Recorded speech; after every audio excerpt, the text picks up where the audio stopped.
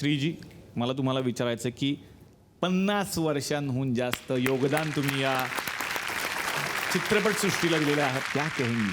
क्या कहूँ बोलिए. एक सपना जैसा है. जैसे आप जब कहते हैं 50 इयर्स, तो ये एक ब्यूटीफुल मेमोरी है बस.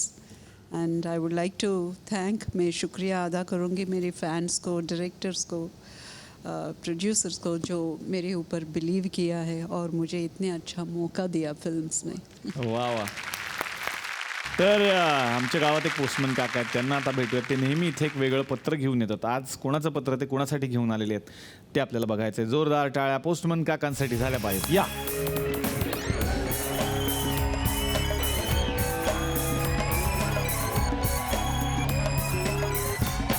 ये एक खत आया है. एक माँ ने लिखा है अपनी बेटी के लिए. मैं पढ़कर सुनाता हूँ. माझ्या प्रिय मुलीस, आमच्या लग्नाला 2 वर्ष पूर्ण झाली होती. तब्येत ठीक वाटत नव्हती म्हणून डॉक्टरांनी चेकअप केलं. म्हणाले गुड न्यूज आहे. घरात सगळे खुश झाले. तुझ्या वडिलांनी मला त्याच आनंदाने बघितलं ज्या आनंदाने त्यांनी आपल्या नव्या कारला 60 किलोमीटर पर आवरचा ॲव्हरेज देताना पाहिलं होतं. एखाद्या गोष्टीला ज्या कारणासाठी आणलं असेल ते कारण पूर्ण झाल्यावर जो आनंद सगळ्यांना होतो ना, तोच आनंद सगळ्यांना झाला होता. तुझी आजी पण खुश होती. ही बातमी ऐकल्या ऐकल्या त्यांनी पटकन लाडू मागवले. पहिला लाडू देवाला आणि शेवटचा मला मिळाला. मग काही दिवसांनी घरात येणाऱ्या नव्या टी व्हीप्रमाणे सगळे मला पाहू लागले. सासूबाई नेहमी माझ्याबद्दल लोकांशी बोलायच्या, पण आता त्या माझ्याशीही बोलू लागल्या. मग आपापसात काहीतरी चर्चा करून ते मला सोनोग्राफीसाठी घेऊन गेले. खरं तर मुलगा आहे की मुलगी हे सांगणं कायद्याच्या विरुद्ध असतं, पण तरीही लोक डॉक्टरांची ओळख आणि पैशाने सत्य जाणून घेतातच. आजही तीच अवस्था आहे. लोक म्हणतात की पैशाने प्रत्येक काम होतं, पण नाही. पैशाने फक्त वाईट काम होतं. पैसे असतात म्हणून लोक आपला परिसर कधीच स्वच्छ करत नाहीत. होर्डिंग लावून आणखीन खराबच करतात.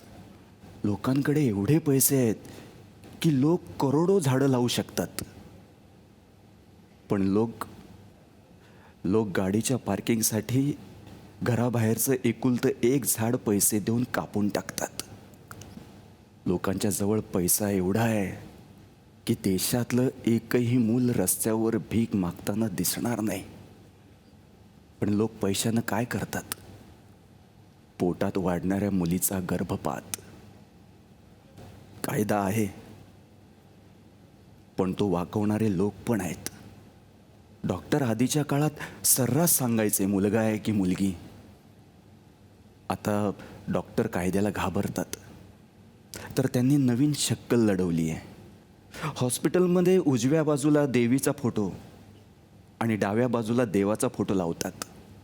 जर सोनोग्राफीमध्ये कळलं की ती मुलगी आहे तर उजव्या बाजूला इशारा करतात.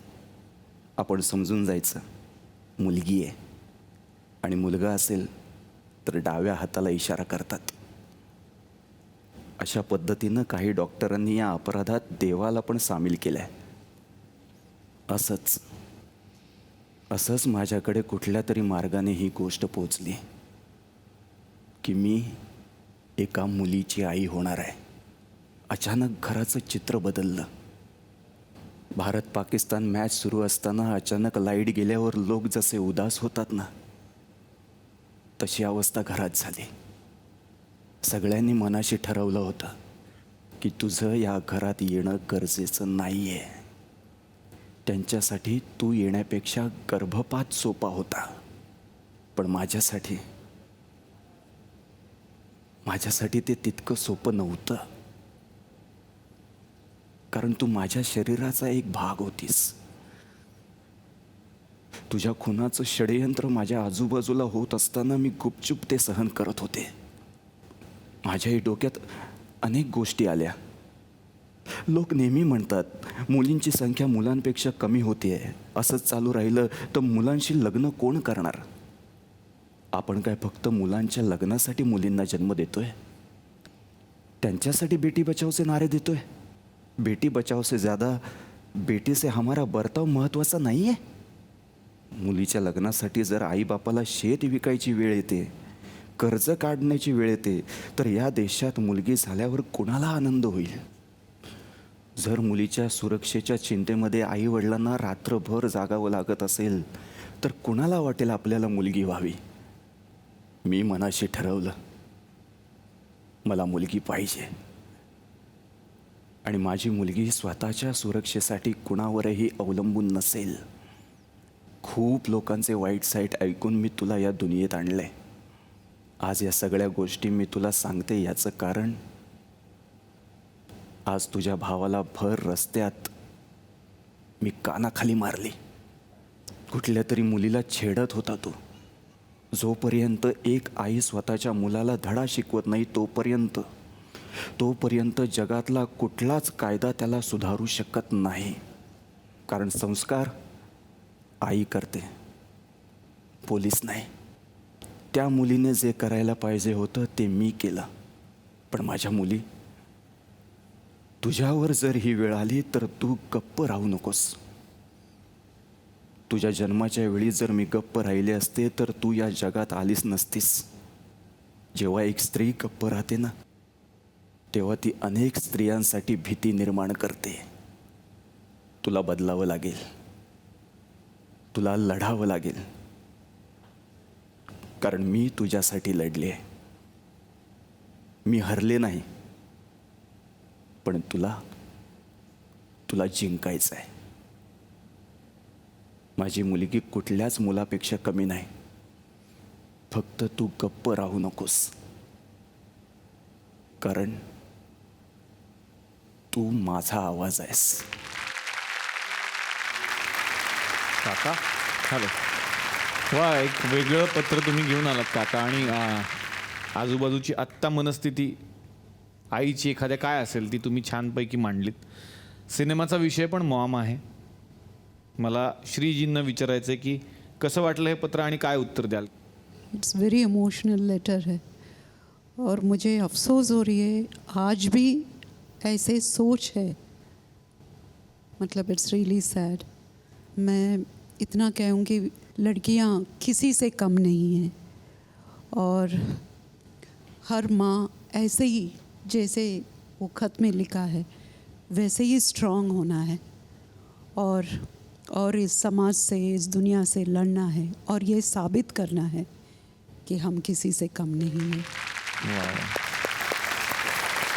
नवाज सर. लड़कियों का क्या होता है कि पूरी रिस्पॉन्सिबिलिटी निभा के काम करती हैं. ये एक गुण लड़कों के अंदर शायद बहुत कम होता है, बट और इसी गुण की वजह से जो है लड़कियां बहुत अपना नाम रोशन कर रही हैं हमारी कंट्री में. मुझे तो लगता है कि जैसे माँ ने लास्ट में कहा इसमें कि तुम भी चुप मत रहना, तो आज लड़की चुप नहीं है. वाकई नहीं चाहिए और होना भी नहीं चाहिए. वा वा. बोनी सर, तुम्हाला 2 छोट्या कन्या आहेत, तुम्ही वडील आहात त्यांचे, काय सांगाल? हमने उनको ऐसे परवरिश नहीं दी कि तुम लड़का हो या लड़की हो. औलाद है हमारी. वाह. और लड़की है तो क्या हुआ, हमारी इज्जत, हमारी जो पूरी परवरिश है, सबसे ज़्यादा हम उन पे ही भरोसा कर सकते हैं कि लड़कियों को में जो इमोशन होता है सेल्फलेस होता है. जैसे इस खत में माँ ने समाज से, अपने परिवार से जैसे लड़ा है और जो सबक अपनी बेटी को दे रही है, वो किस्सा सुना रही है कि रास्ते में चाहे उनका खुद का बेटा था जो एक लड़की को छेड़ रहा था, जाके वो माँ ने थप्पड़ मारा कि लड़की की इज्जत करो. तो ये सबक सिर्फ माँ ही सिखा सकती है अपने बच्चों को. ऐसे खत हर माँ को अपनी बेटी को लिखना चाहिए. वाह वाह वाह.